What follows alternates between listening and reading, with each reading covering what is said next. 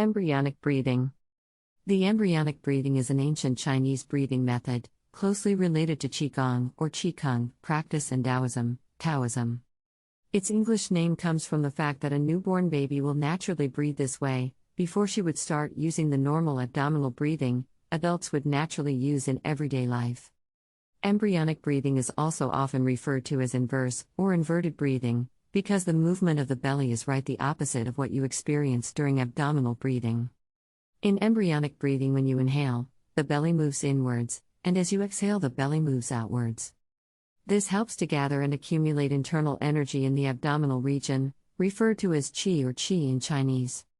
People often use embryonic breathing, most of the time subconsciously, usually right before attempting to undertake some heavy physical effort, as a way of preparation, such as heavy lifting or otherwise moving a heavy object. Weightlifters use a method called power breathing, that is very similar in principle to embryonic breathing. The accumulation of such energy is caused by the pressure and stimulation on and around the diaphragmatic region, originating from the opposite movement of the abdominal wall. You can read more about the concept of qi under the chapter QiGong meditation, yet an in-depth explanation of the physiological and energetic processes leading to the accumulation of power and energy would require a separate volume by itself. Learning embryonic breathing. Start with practicing conscious abdominal breathing.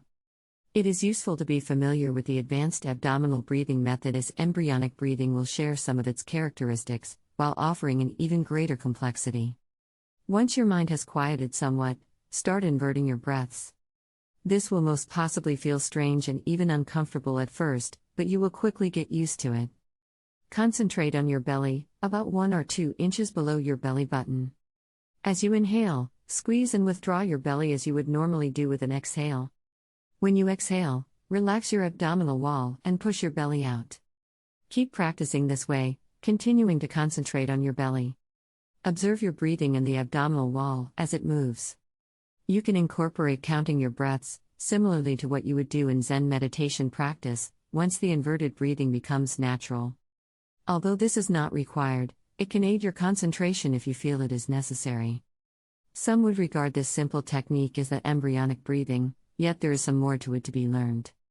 Of course, you can comfortably practice at this level as long as you feel necessary. Always follow your intuition when making decisions about your practice. If something doesn't feel right, do not ever force it.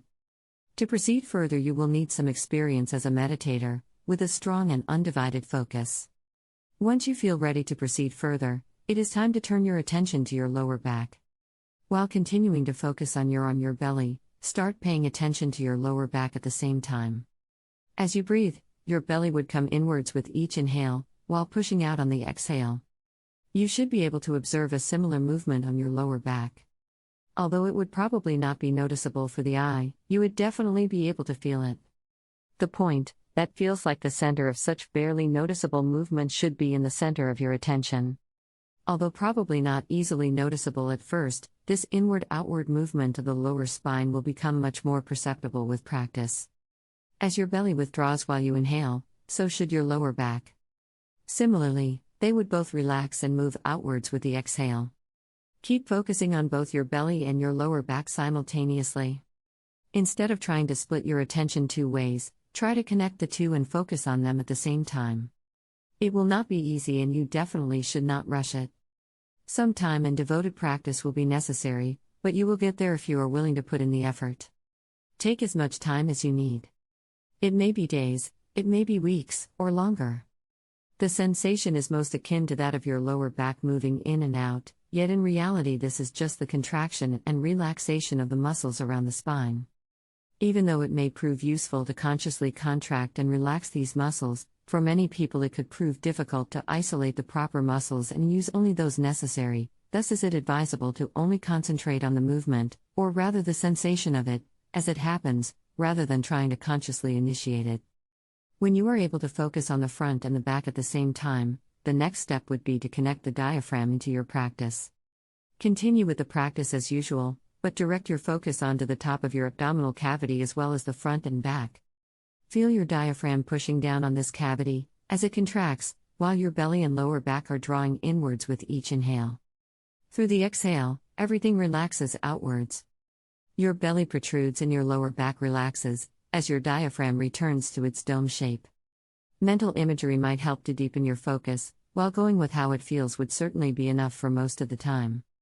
See or feel your diaphragm pushing down into your abdominal cavity with each inhale, further compressing your organs as both your belly and your lower back draw inwards, then see or feel how it relaxes at each exhale, relaxing this compression, as your belly and your lower back also return to a relaxed position. Practice meticulously, until it becomes easy, almost natural. Take your time, practice as many days or weeks as you need. The last step of the basics of this method will be to include the buttocks, mainly the anus and the gluteal cleft. This will not at all differ from the previous experiences, or that of the advanced abdominal breathing. With an inhale it will draw upwards, while at the same time your diaphragm comes downwards and your belly and lower back inwards. Then, with the exhale, everything relaxes and returns to the previous position.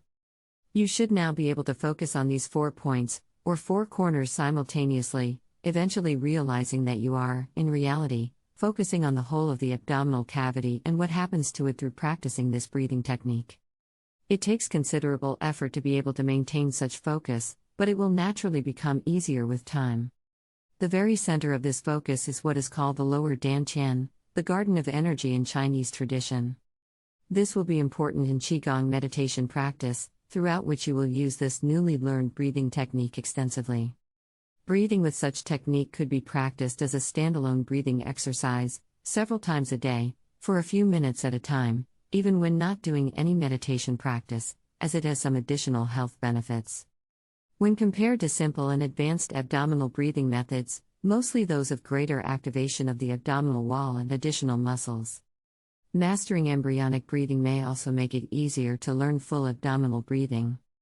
The most recommended books on the subject of QiGong and embryonic breathing include the works of Dr. Yang Junming, who has been scientifically researching the Qi phenomena. See the recommended reading chapter for details.